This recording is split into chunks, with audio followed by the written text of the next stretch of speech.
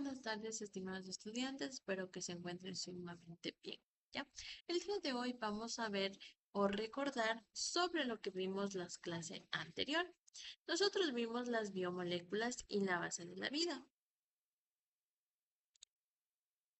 Nosotros sabemos o recordamos que las biomoléculas son moléculas formadas principalmente por carbono, hidrógeno, oxígeno, en mayor proporción. Ahora, en menor proporción está el nitrógeno, el fósforo y el azufre.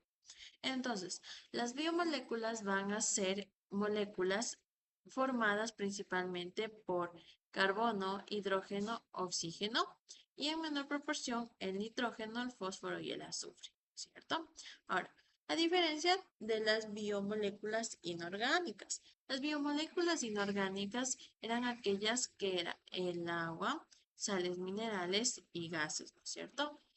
Las biomoléculas orgánicas son aquellas que son producidas por los seres vivos y permiten la estructura, la energía y la regulación de la vida. Entonces, las biomoléculas también se van a clasificar en biomoléculas inorgánicas y en biomoléculas orgánicas, ¿ya? Ahora, dentro de ellos también se van a clasificar en cuatro grupos principales, los cuales serán los glúcidos, los lípidos, las proteínas y los ácidos nucleicos, ¿no es cierto? En los glúcidos teníamos o nos daba información que nos ayuda a la función energética y estructural. En los lípidos nos decía que nos ayuda a reservar la energía y también en la forma estructural. En las proteínas era la forma estructural y las enzimas o enzimática. Y los ácidos nucleicos, que era la información genética. Ahí es donde yo les comentaba que los ácidos nucleicos forman parte del ADN, que es esta cadenita de aquí. ¿Ya? Los glúcidos. Los glúcidos, la función principal de ellos era energética. ¿Por qué? Porque es la fuente inmediata de energía y estructural en algunos organismos, ¿no es cierto? Los elementos que les componían a los glúcidos era el carbono, el hidrógeno y el oxígeno. Pero ¿cuál era la proporción de ellos? El carbono 1, el hidrógeno en 2 y el oxígeno en 1. Un ejemplo de ellos era que la glucosa es el combustible principal de la respiración celular. Es también por eso es que yo les mencionaba que la sangre también tiene glucosa, ¿no es cierto? También conocidos como carbohidratos o azúcares.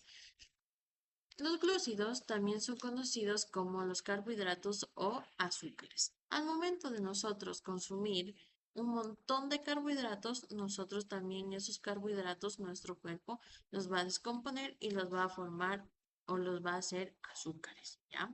Ahora, por eso es que yo les decía que si nosotros vamos al nutricionista, lo que nos va a decir el nutricionista es que nosotros tenemos que equilibrar nuestro plato, ¿no es cierto? Y ahí es que yo les ponía de ejemplo que nosotros tenemos que equilibrar nuestro plato de esta manera.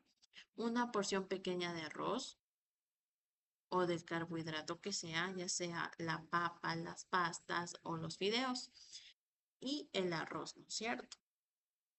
Y algunas harinas también. Y nuestra porción en mayor cantidad vendría siendo los vegetales o las ensaladas, ¿no es cierto? Y siempre nos tiene que acompañar la proteína, ya sea carne de res, pescado o también pollo, ¿no es cierto? Ahora, dentro de ellos también tenemos a los monosacáridos, los disacáridos y los polisacáridos. Los monosacáridos, recordemos que eran azúcares simples, era la glucosa, fructosa, lactosa, ¿no es cierto? Eran aquellos que nos dan energía rápidamente. La fructosa, es decir, que algunas frutas tienden a ser ya dulces. ¿Por qué? Porque tienen fructosa, ¿cierto? Y la leche también porque tienen lactosa. Los disacáridos. Los disacáridos es sacarosa, es decir, azúcar común, que también la encontramos dentro de las leches, ¿no es cierto? Ahora, los disacáridos van a ser formados por dos monosacáridos, es decir, por dos azúcares simples, ¿cierto? Mientras que los polisacáridos van a ser los almidones, que tienen las plantas, el glucógeno que tienen los animales y la celulosa que también tienen las plantas. Dentro de ellos nos van a ayudar a reservar energía. Los lípidos y proteínas, ¿no es cierto? Los lípidos, también conocidos como grasas. Nosotros sabemos que su función principal era reservar energía estructural y reguladora, ¿no es cierto? Dentro de ellos, sus elementos son el carbono, el hidrógeno y el oxígeno. Menos oxígeno que los glúcidos, ¿no es cierto? A veces la P, que significaba fósforo, ¿no es cierto? Las propiedades comunes es que eran insolubles en agua y solubles en disolventes orgánicos. Es decir, que en agua no eran solubles, es decir, que no se van a diluir. Y solubles en disolventes orgánicos, es decir, que algunos lípidos van a ser sí solubles en qué, pero en disolventes orgánicos, pero no en el agua. Ahora, las proteínas son, su función principal era aquella de estructural, enzimática, defensiva, también hormonal, de transporte y movimiento, ¿no es cierto? Dentro de ellos, los elementos que lo conforman a las proteínas viene siendo el CHO, es decir, carbono, hidrógeno, oxígeno y nitrógeno, pero muchas veces o a veces muy raras veces podría decirse que también está acompañado del azufre. Y hay aminoácidos, dentro de ellos tenemos a 20 tipos de aminoácidos. Mientras que las unidades básicas van a ser estructurales, va a ser el colágeno que nos va a ayudar en los tejidos y la queratina que también lo encontramos en las uñas y también en el cabello. Enzimáticas que van a ser o catalizan reacciones, ¿no es cierto? Amilasa, nos dice aquí. Y defensiva que nos van a ayudar a combatir a enfermedades, es decir, que nos ayudan en los anticuerpos. ¿Ya? Los ácidos nucleicos y la célula eucariota nos dice aquí. Los ácidos nucleicos, su primera su función principal era el almacenamiento, la transmisión y expresión de la información genética. La información genética era el ADN, ¿no es cierto? El ADN, recordemos que yo les puse como ejemplo que era nuestra como nuestra computadora. ¿Por qué? Porque poseía un montón de información, ¿no es cierto? Ahora, el ADN va a ser un manual de instrucciones ¿para qué? Para la vida.